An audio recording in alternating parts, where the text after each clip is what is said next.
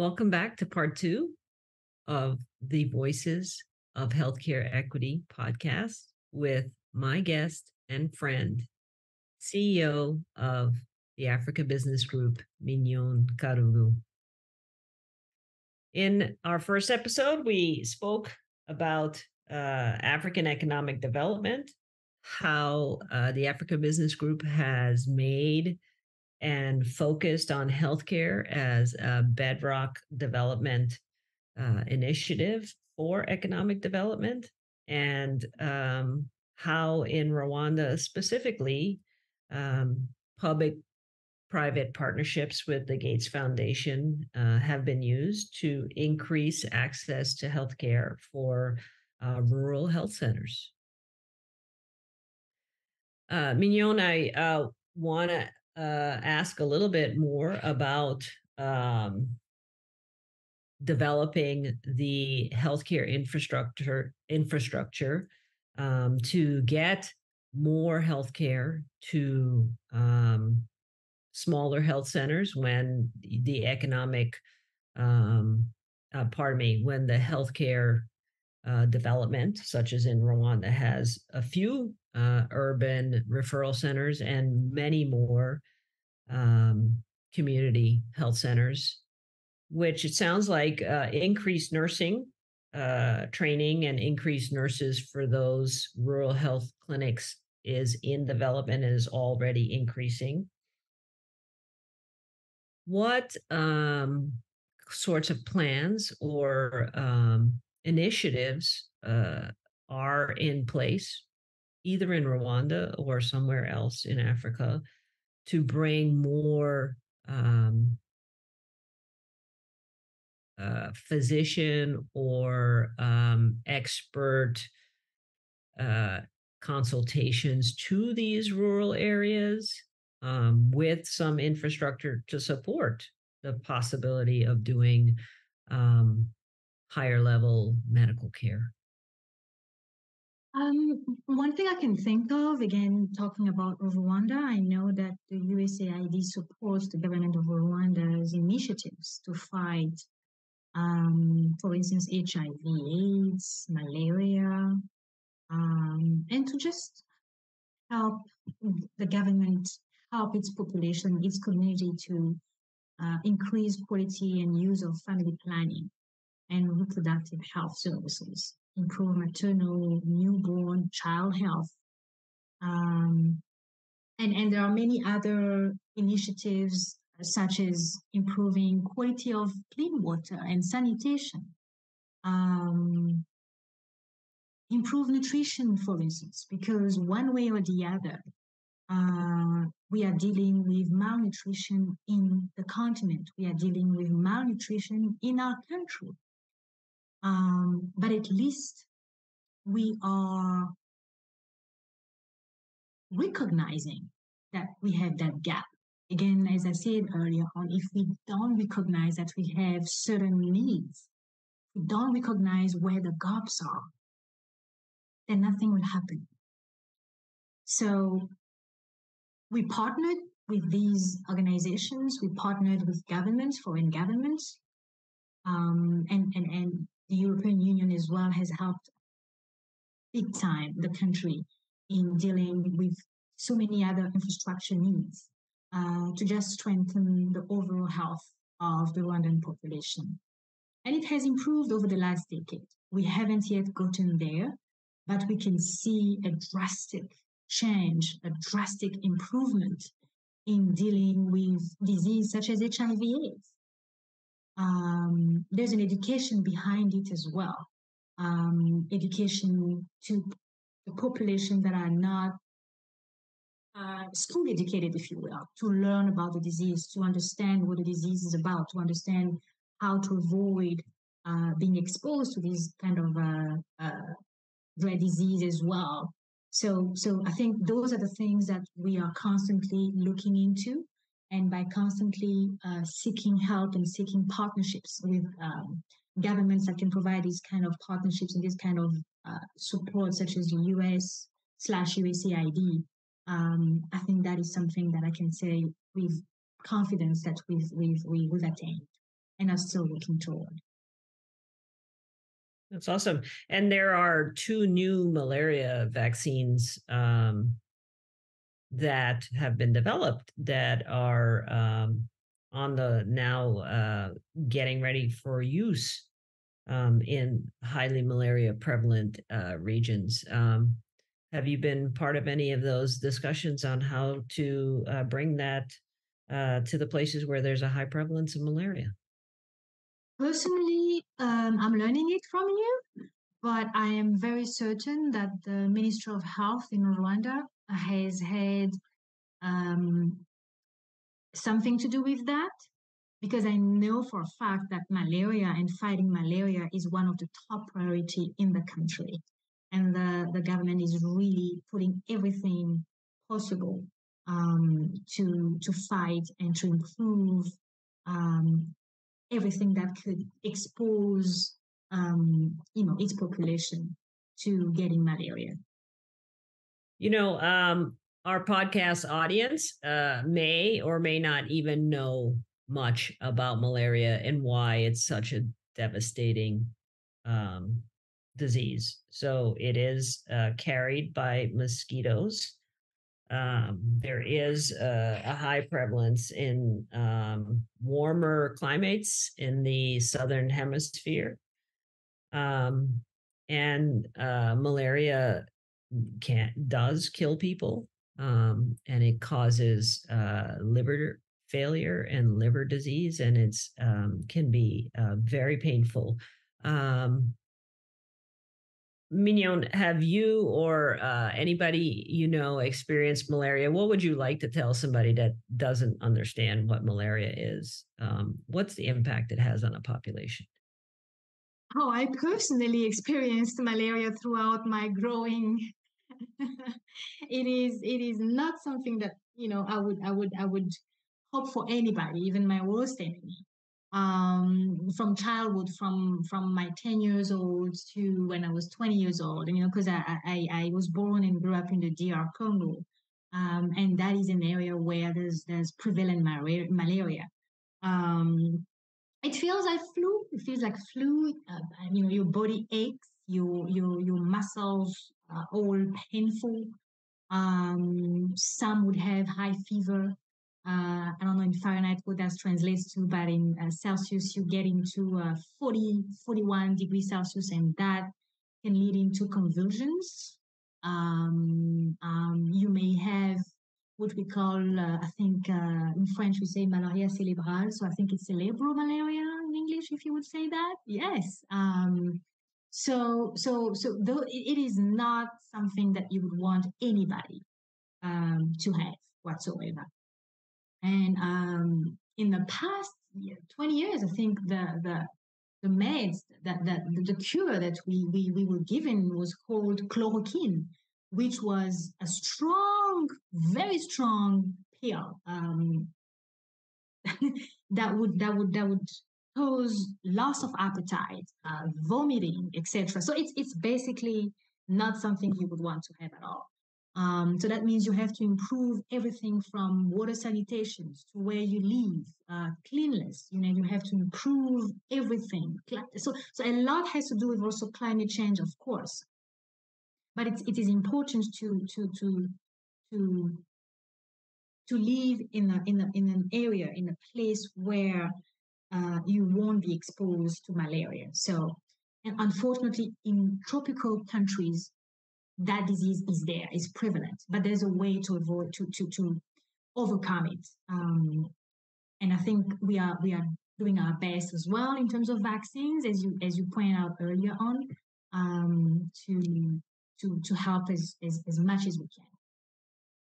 Yeah, and this, is a disease that affects people from birth. I mean, small children will get malaria. The medications are quite toxic um, in a child or a person that does not have a strong immune system, and it's not always easy to have access to the medication in terms of cost or whether it's even available. Would you say that's the case?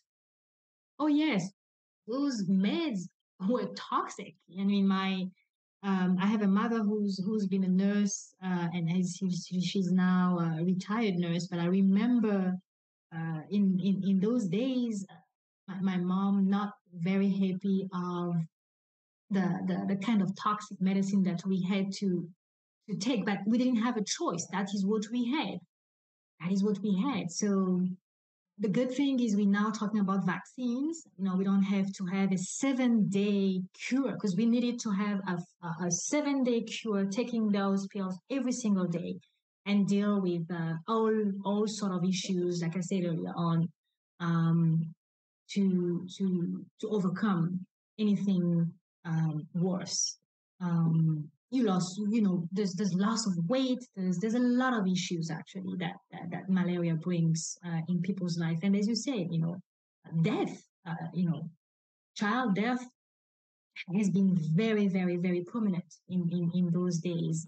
And as I remember, and we still today, as I talk about it, still have countries that still have these issues that have not yet been successful in overcoming this disease, but trying, I should say so, still trying to build this kind of infrastructure to help as much as they can.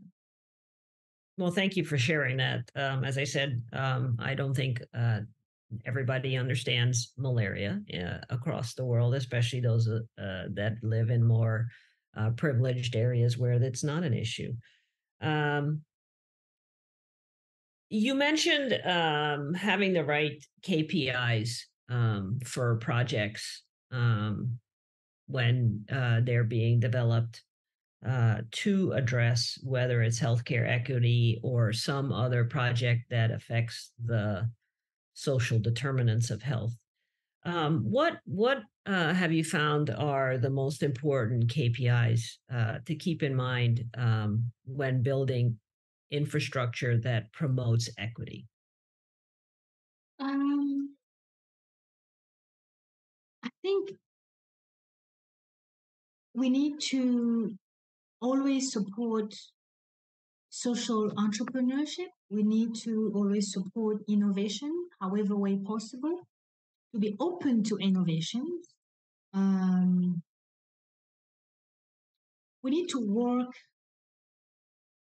and respect each other in how we can all come in and provide our expertise. We need to trust one another. And most importantly, we need to have mutual understanding between one another, between government and businesses, to achieve health equity. So those KPIs, I think, um, are key indicators to get to where we need to be. I think one of the most important to me personally is also to build inclusiveness, to build inclusive healthcare, to build inclusive systems between institutions, multinationals, government, and again, businesses, um, so that we can enable innovation for equity, for everyone.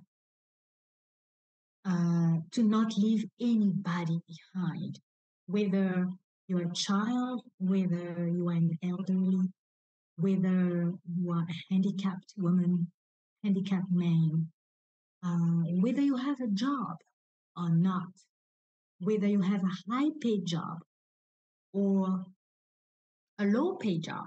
I think everybody should meet at one place and be treated the same way. So we need to be sensitive to that. And that will get us very far in a place where we won't have to suffer. Let's just say it that way, to suffer. Because right now we are suffering. Even wealthy countries are suffering. Wealthy countries have underprivileged communities that are not meeting the basics in terms of healthcare. Why? Because we have this, social unfairness between communities. So that should be eliminated. So we need to build, again, like I said, this inclusiveness as soon as possible and keep on doing that. I think that's to me is key.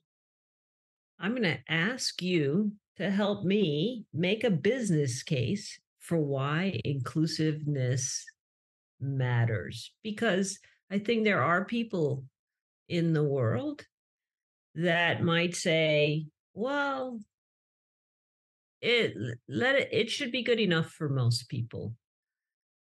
And perhaps they don't see the loss of potential and the loss of human capital in terms of intellectual development, in terms of developing infrastructure that will benefit everybody, in terms of um, what it brings to an environment for better innovation and, in the end, better standard of life for everybody, even those that already have a better standard of life. Tell me what your perspective is on how you would sell, why it's so important to be inclusive. I think everybody, women and men, children, everybody, regardless of race and background, needs to feel safe, whatever the situation is. So I think diversity and inclusion have a significant impact on people, should have a very significant impact on people, on businesses, and in a wider community, in a wider society. Um, why? Because an inclusive environment helps individuals from all demographics and backgrounds to just feel psychologically safe. I think if you do not feel as a person, as a human being, psychologically safe, how would you even advance in your life and succeed in your life and be happy? So it is very important to have that prospect in life. It is, I think building inclusiveness should matter because it is a respecting way to show that everybody matters, regardless of values, religion, um, and anything else that would seem that is different from one another. I think it's just important to start there. Yeah. When people don't feel safe and you have uh, various pockets of inequity, and eventually you get conflict and you get war and you get destruction. Yes, I agree. I agree. And I think with that then would come lots of benefits, friendship, skills sharing, workplace enjoyment, respect of others.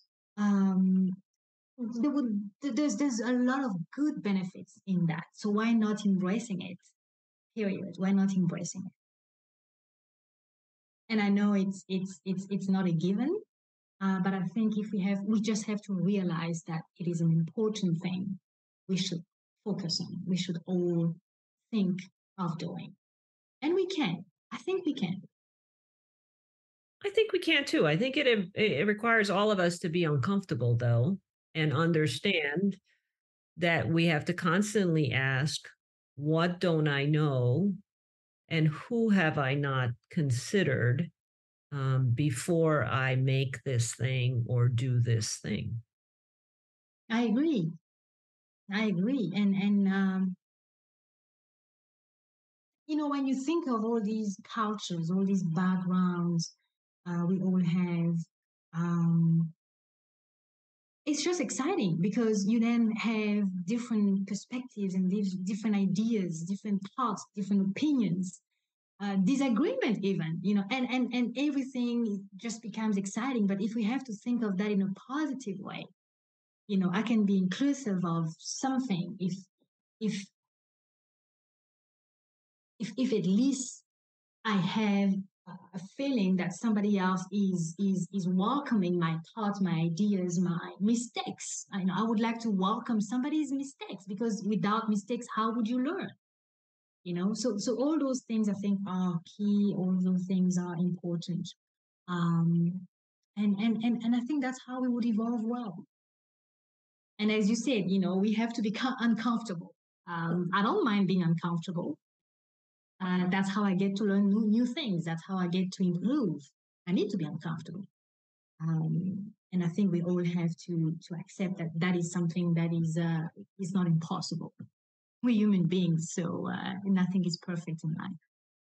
Yeah. And this sounds like an infinity circle. So if you feel safe, you are more likely to embrace being uncomfortable.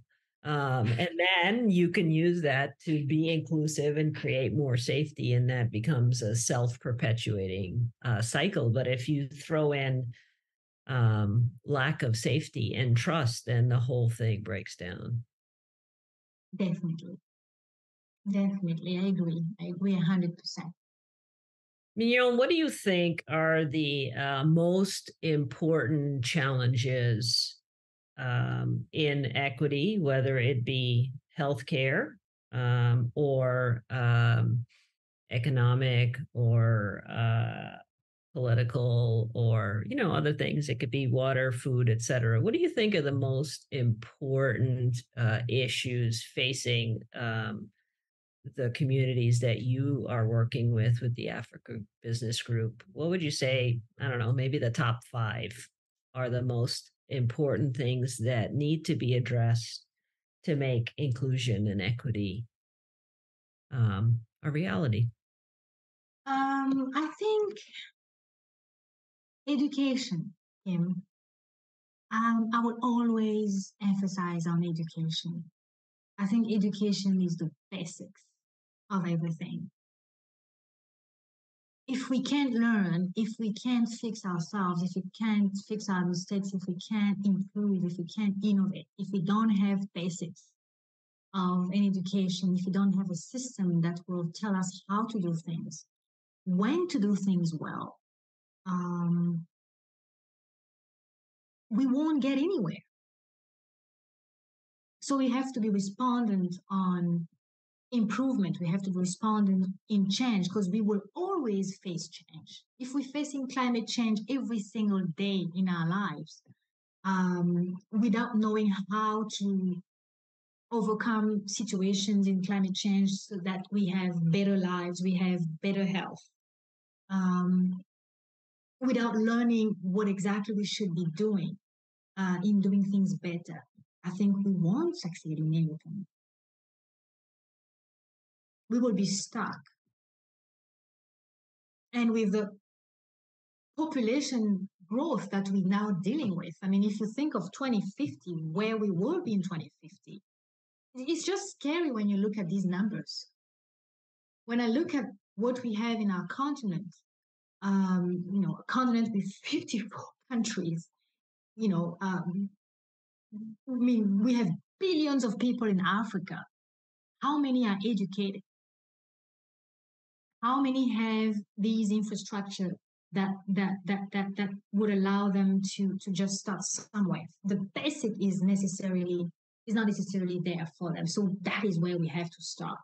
Because if in 30 years we don't or we haven't improved just that education system at all levels, we will face problems, and that will face the rest of that will impact negatively the rest of the world as well. The Western world will not be as comfortable because if we have to, I don't want to say always depend on aid, but we have to be at a point where we are sustainable, and to become sustainable, we have to be able to be educated. And we are doing that. We are improving in that. We have many greatest minds you can think about. But it is something that should not stop. And that brings, issues such as corruptions, for instance. We have to understand why we should not be involved in corruptions, because that is, again, another issue that hinders economic development in continents, not just in Africa, everywhere. Those are the things that we have to think about. And those are things that are taught in schools, in families as well. Those are things that should be valued in such a way that, as you grow older, as you work, you understand that it is important to be in consideration of all of these facts so that you can get to a better place. That is awesome. So, education, family, population growth, climate change. I mean, so many things to uh, keep in the forefront to really be a more equitable system in general. Rarely you would find someone to be grateful for something like a pandemic. Definitely not grateful for the lives that were lost through the pandemic. But I think the pandemic and indeed nature itself has brought this conversation to the forefront that we can't be the Western world and we can't be the global North and the global South, that indeed we are all connected, interconnected humans, and nothing like nature to remind us that nature does not care where we came from, what our skin color is, what gender we are, what our abilities are. That if we can't figure this out, that we won't be able to thrive as a human population. I agree, Kim. I think we are all alike. Um, we need to understand that, regardless of our backgrounds, regardless of our education, regardless of our um, the countries where we come from, we are all the same as human beings. Um, we should all have access to health equity, economic development. So if we can understand that, I think it will be even easier to consider one another as an equal. Bottom line, we have to consider one another as another equal. Okay, if you could ask for anything, what would you ask if your ideal audience was in front of you today? There might be healthcare, there might not be healthcare. Maybe it's the Bill and Melinda Gates Foundation. What would you say to our audience um, that would help you or all of us make progress on healthcare equity if you could have that magic genie? Wow, that's so great question, Kim. And I have so much to say. Um, you know what? I think as a continent, we have a lot to overcome. We have a lot of challenges. But I think we are great people. We have great resilience. We have, we want to learn. We want to succeed. We want to advance. We want to live well. We want we want generations that we have in the next 30 years, that we see coming in the next 30 years to live better than today. So we would like to have the greatest, most honest, and transparent collaboration between continents. We would like to mingle. We would like to build friendship. We would like to bring collaboration and partnerships in the most honest and transparent way as possible, because I know for a fact that that is not a given. Absolutely not a given. Not pointing my fingers at anybody, but just asking everybody to come as equal in one table and discuss as equal and help one another. Period. That speaks to me so deeply. I hope we are just at the tip of the iceberg and scratching the surface with this conversation and this community that we're building in the new virtual world. Um, But that is the dream and the vision for what I too want to build with this healthcare alliance, really changing the way we look at not just healthcare, but as ourselves, as humans, as a global community, and leveraging that in a very real way to make impact and to build up from the people that need the most help at the most, not top down. And I don't want to say bottom up because I don't think people that don't have resources are at the bottom, but really building everyone up. Because in the end, that is what will make us all better. I agree. Speaks to me deeply, Mignon. I agree.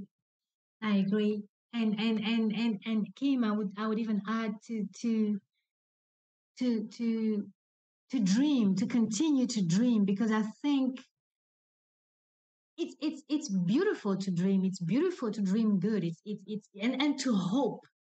Um, but also to have a vision, because I don't think that without a vision you would not you would get far. You have to have a vision. We all have to have a vision. So yeah, those two things: to dream, to have a vision.